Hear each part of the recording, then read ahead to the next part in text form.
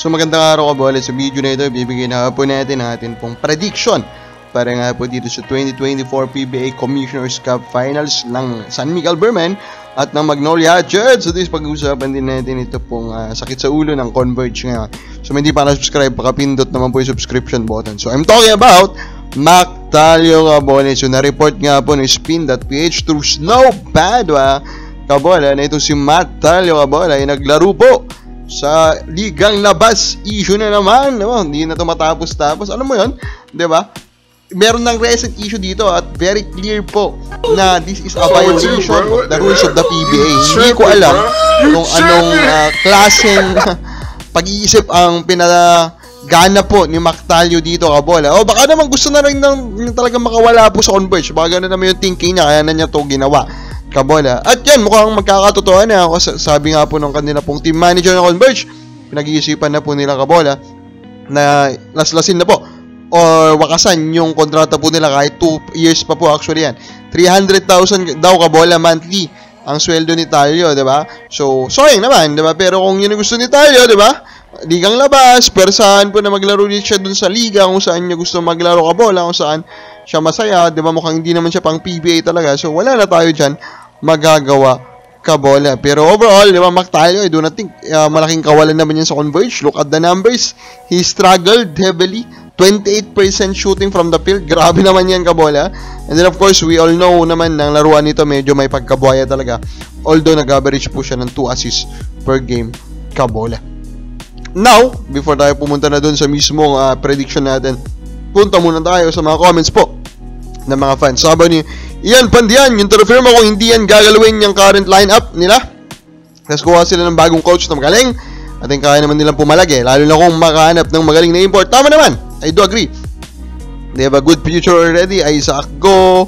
They even have, of course, Stephen Holt. Wami Chongson is there already. Kahilig is there, Kabola. Overall, yes. They need a new coach, Kabola. And overall, yes, a good import will help.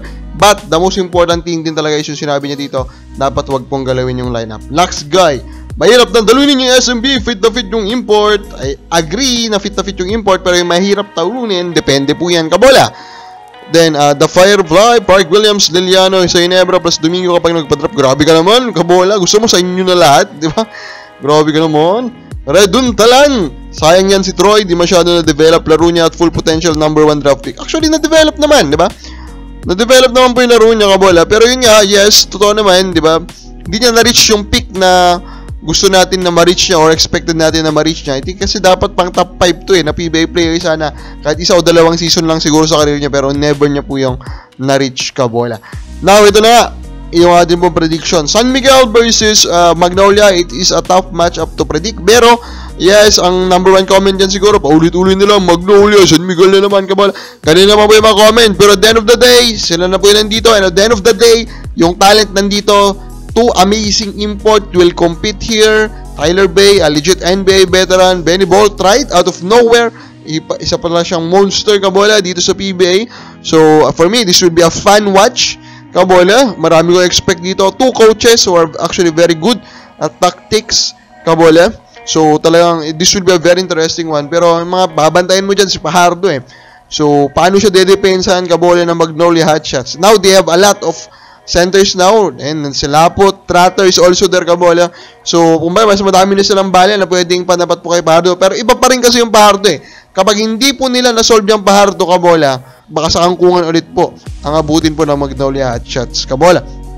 Now, 3-point shooting will also be vital dyan. And dyan naman, of course, big advantage ulit yan ni San Miguel Beermen in terms of offense kasi yan nga po isa sa mga weapon nila, especially with both right. So, kakailanganin depensahin yan na maayos po ng Magnolia Hatchets. Pero, also, coaching. I do expect coaching to be a big factor here, Kabola. In a way na yung mga decision ng coaches talaga, Kabola, si both teams are actually well coached, Kabola. Kumbaga wala pong nagmamind doon sa kanilang superstar. Hindi kasi ganun yung characteristic ni Pajardo, Kabola. So with that, coaching will also be a big vital here. So now, which team are we predicting to win? I am going with the Magnolia Hatchets, Kabola. First, I think the risk of an injury by Pajardo is big. That one, I will go with Magnolia. 3-point shooting, sige. Bigyan natin po, Kabola, sa San Miguel. Pero yung sa coaching, ibibigay ko po yan sa Magnolia.